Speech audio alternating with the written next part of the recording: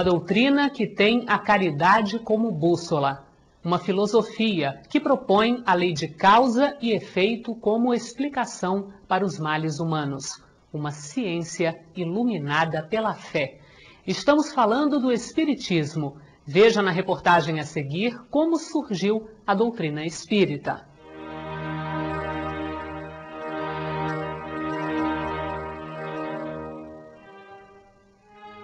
No século XIX, em Paris, um estranho fenômeno despertou o interesse do professor Hippolyte Léon Denisard Rivail.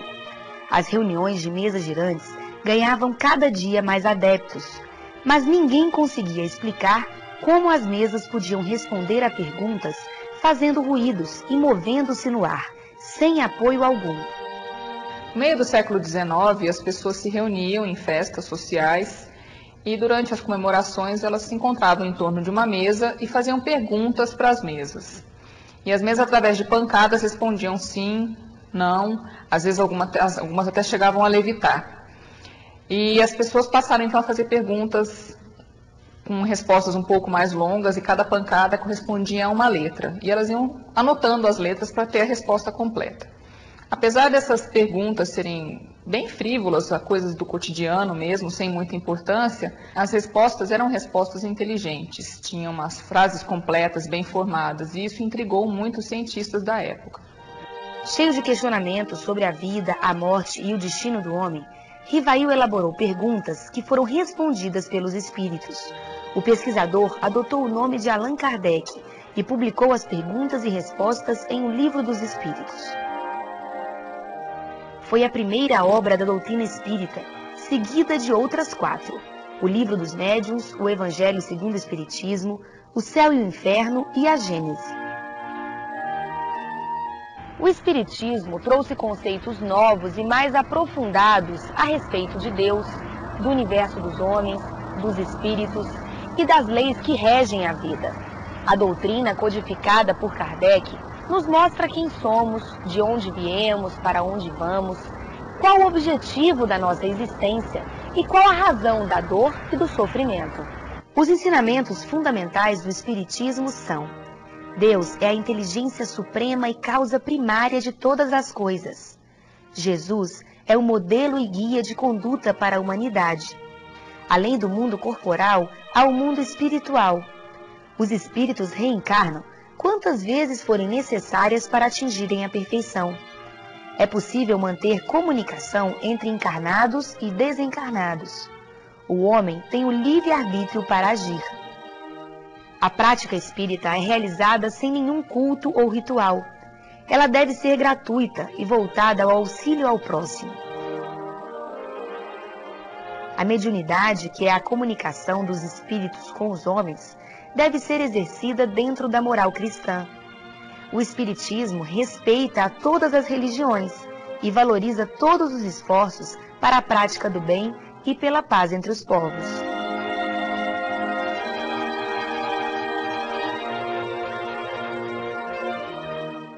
O Espiritismo desvenda os grandes enigmas da vida. De onde venho? Para onde vou? O que acontece após a morte? O nosso convidado é médium, conferencista, professor universitário e coordena uma das mais belas obras sociais do Brasil, o Remanso Fraterno, em Niterói, no Rio de Janeiro. Raul Teixeira é quem vai nos explicar um pouco sobre Espiritismo, codificado por Allan Kardec no século XIX. Raul, o que é o Espiritismo? É fácil explicar? É fácil, exatamente porque o Espiritismo é uma doutrina natural. Allan Kardec teve a grandeza de defini-lo como sendo uma ciência, um conhecimento que trata da origem, da natureza, do destino dos espíritos, como trata da relação desses espíritos com o mundo corporal. A partir daí, nós verificamos que todo esse corpo de ensinamentos que se refere a explicar o que é o espírito, de onde vem, o que faz na Terra e sua destinação pós-Terra, corresponde à vista do Espiritismo. Muita gente diz muita coisa sobre o Espiritismo. Não é uma religião, não é uma filosofia? Verificamos uma coisa muito interessante.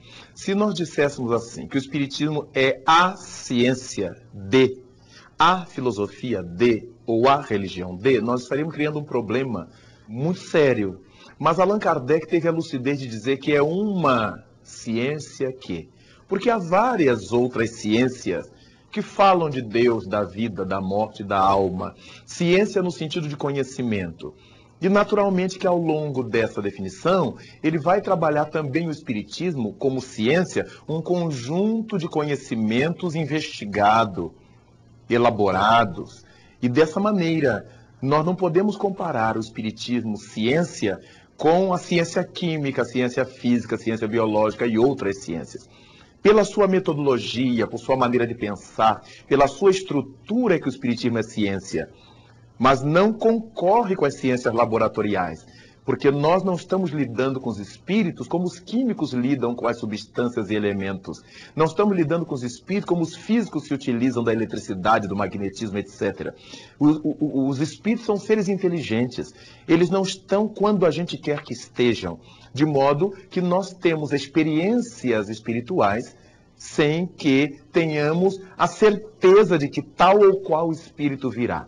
De modo que quando se diz que o Espiritismo é ciência, não estamos dizendo que ele é uma ciência como a química é, como a física o é. E a sua maneira de pensar, a sua reflexão, seu questionamento, o situam no pórtico das filosofias, no campo das filosofias. E, naturalmente, em virtude de sua filosofia, nos indagar sobre nossa relação com a vida, com o cosmos, com o Criador, e nos explicar que a função de nossa estada aqui é o religamento com o Pai Celeste, é a volta consciente ao Grande Senhor, natural é que essa dimensão corresponda a uma área da filosofia que se chama religião.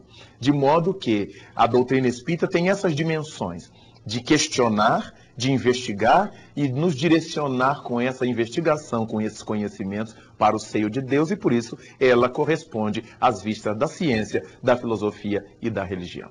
Agora, Raul, o Espiritismo busca a fé raciocinada. Primeiro, como isso é possível, e depois, o que é exatamente a fé raciocinada? Isso é muito importante, porque historicamente, no campo das teologias, nós aprendemos que a fé é acreditar-se simplesmente. Existem até algumas peças teológicas que dizem que eu confio simplesmente, eu creio simplesmente. O que é oposto à visão do Espiritismo. A visão espírita nos ensina que para que nós possamos ter como verdadeiras determinadas observações, explicações, conceitos, é necessário que o nosso raciocínio capte isso, que nós consigamos discernir sobre isto. Que não seja uma explicação vulnerável com o passar do tempo.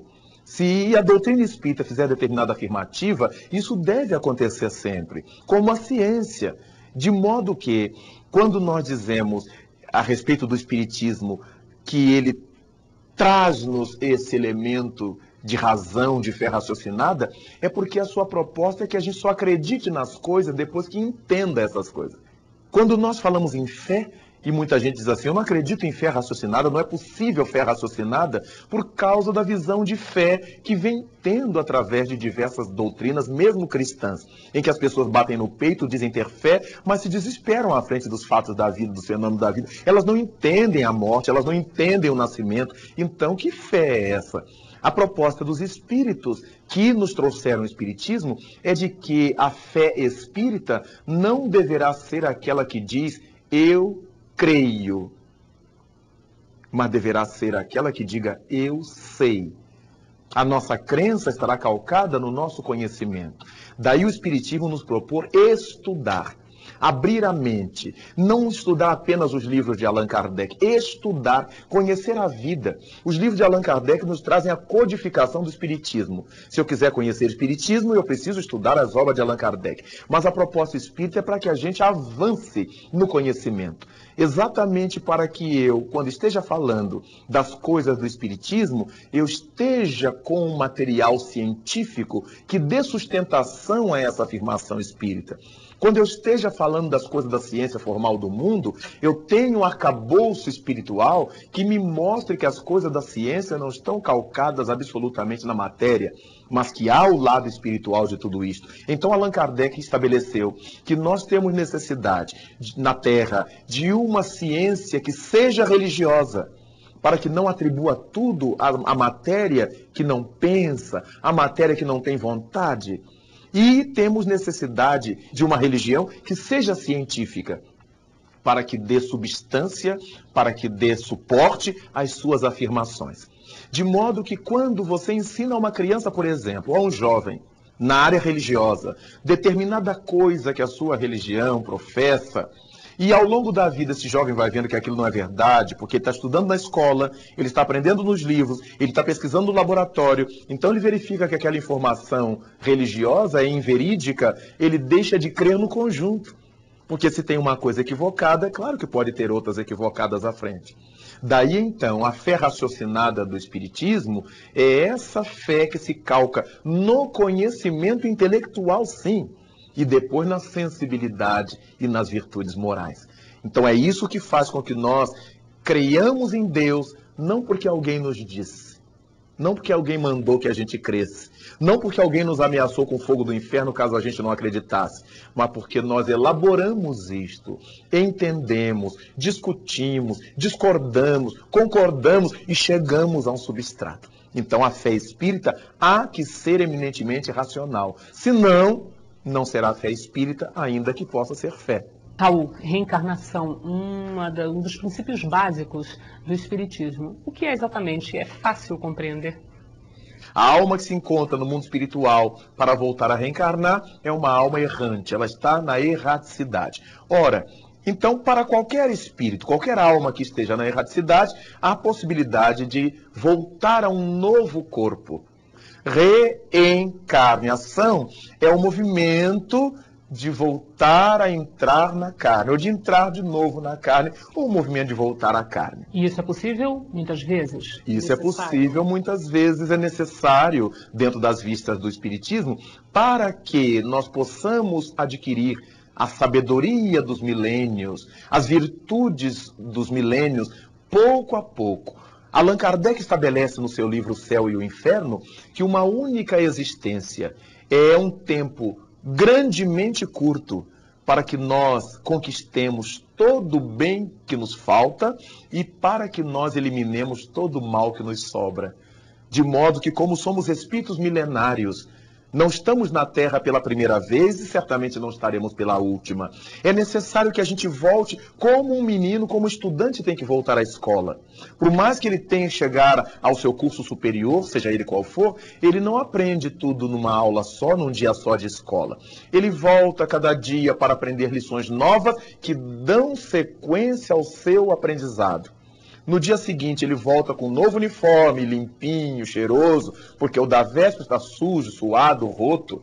Então, cada encarnação nossa na Terra corresponde a um dia de aula na grande escola terrestre. Ou, se quisermos, corresponde a um minicurso nessa grande academia terrestre. Nós voltamos para casa, trocamos de uniforme, voltamos, depois desse período, para encetar uma nova fase. Então, a ideia da reencarnação, ela é tranquila, ela é simples.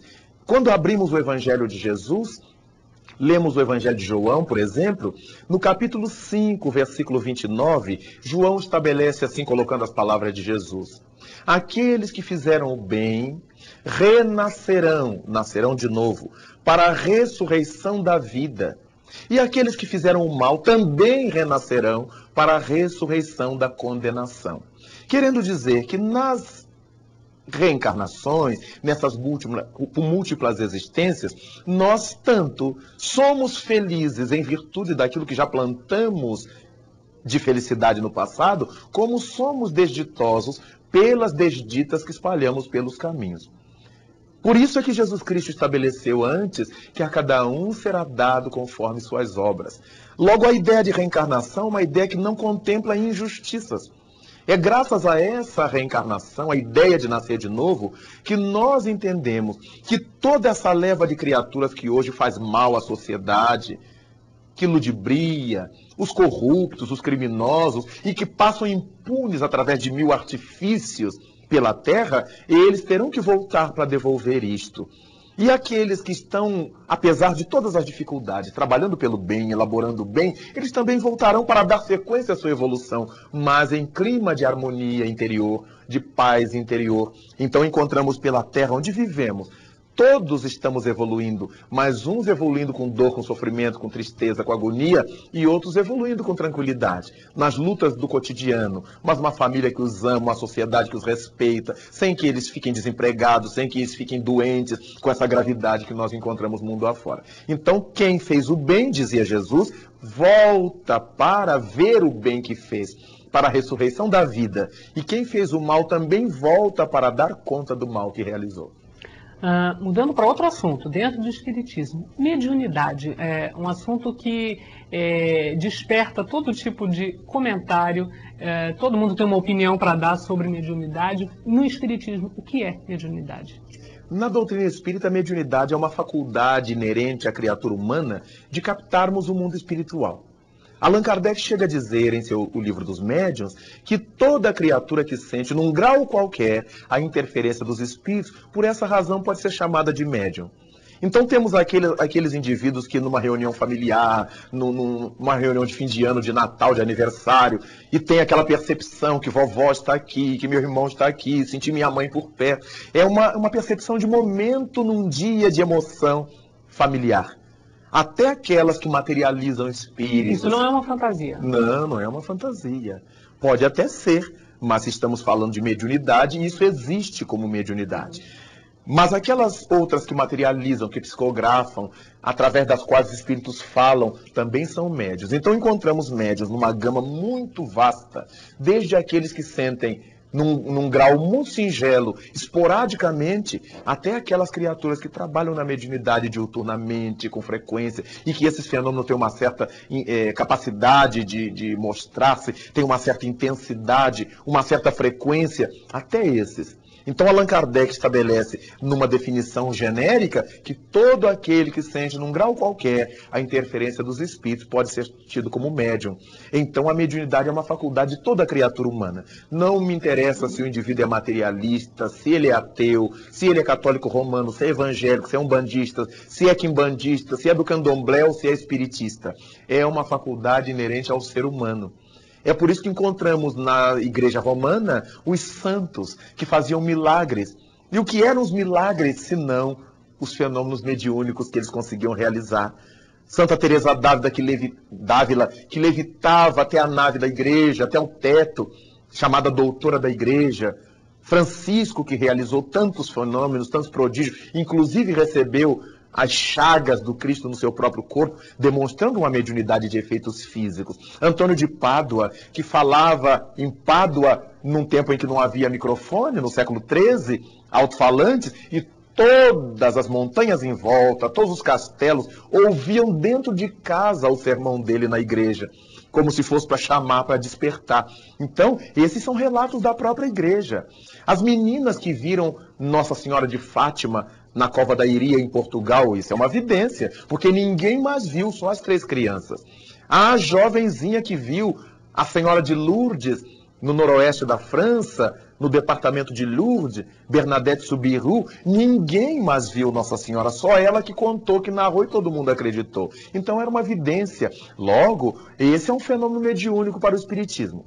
Se para os nossos irmãos evangélicos é o dom do Espírito Santo, se para os irmãos romanos é o dom do Espírito Santo, o nome pouco importa. O que importa é que através dos indivíduos, os espíritos se apresentam. Seja na reunião espírita, seja numa visão católica, seja numa visão evangélica. Bom, o tempo da entrevista está terminando e, lamentavelmente, não é possível tratar de todos os assuntos referentes ao Espiritismo, mas eu gostaria que você terminasse explicando exatamente o seguinte: por que o Espiritismo é chamado de Consolador Prometido? Pela sua proposta. Porque Jesus Cristo disse no Evangelho de João, no capítulo 14, que ele teria que voltar, mas rogaria ao Pai, para que o Pai nos enviasse um outro Consolador, que ele disse que era o Espírito de verdade, que viria dizer o que ele não podia dizer naquele momento, e viria recordar o que ele estava ensinando. Esse Espírito de verdade que ficaria conosco até o escoar dos tempos.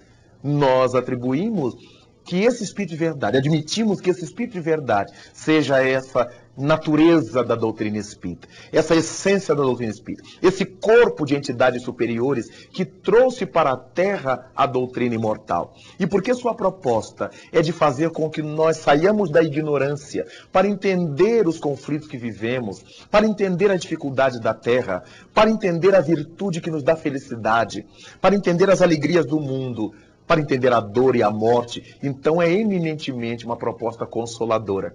Consoladora porque não nos traz apenas o lenço que enxuga a lágrima na hora da dor, mas que nos traz uma proposta para que a gente não precise chorar mais, que a gente não precise sofrer mais. Então o Espiritismo é para nós o consolador prometido por Jesus. Raul, muito obrigada por mais essa entrevista. Obrigado.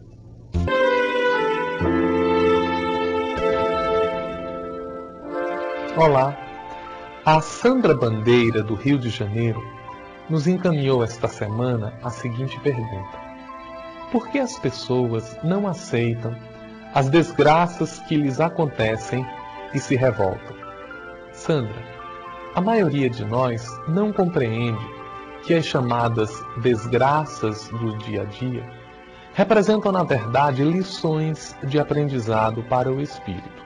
Observe que quando vamos fazer um curso de graduação, de pós-graduação, de formação profissional, nós esperamos o momento da prova para saber se estamos de fato preparados para enfrentar uma determinada dificuldade. Na vida do espírito, as dificuldades representam exatamente aquelas oportunidades que o espírito tem de demonstrar a sua formação interior e de superar as dificuldades, algumas vezes pelo mecanismo da resignação, que é a compreensão daquilo que não pode e não deve ser mudado. Algumas vezes pelo tratamento do problema através da alteração de circunstâncias naquilo que pode e deve ser mudado.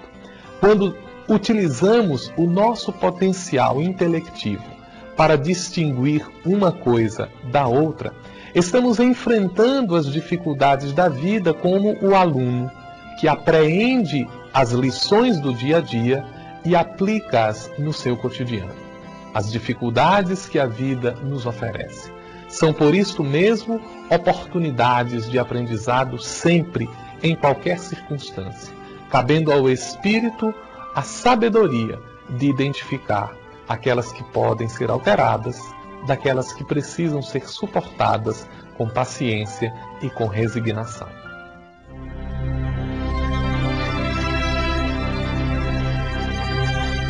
Bem-aventurados os brandos, porque eles herdarão a terra. Bem-aventurados os pacíficos, porque serão chamados filhos de Deus. A benevolência para com os semelhantes, fruto do amor ao próximo, produz a afabilidade e a doçura, que lhes são o resultado. O momento que o mundo passa, onde ele vivencia o fruto da sua violência, dos seus conflitos, é um convite para todos nós, de qualquer escola religiosa que participemos, refletirmos como está a religiosidade em nossas vidas. Porque aquele que tem a luz do Cristo no próprio coração se converte em prisma irradiando essa religiosidade, que é um modo de vida, no seu modo de olhar, no seu modo de falar e na sua conduta edificante. Relembremos Jesus: bem-aventurados os brandos, porque eles herdarão a terra. Bem-aventurados os pacíficos, porque serão chamados filhos de Deus.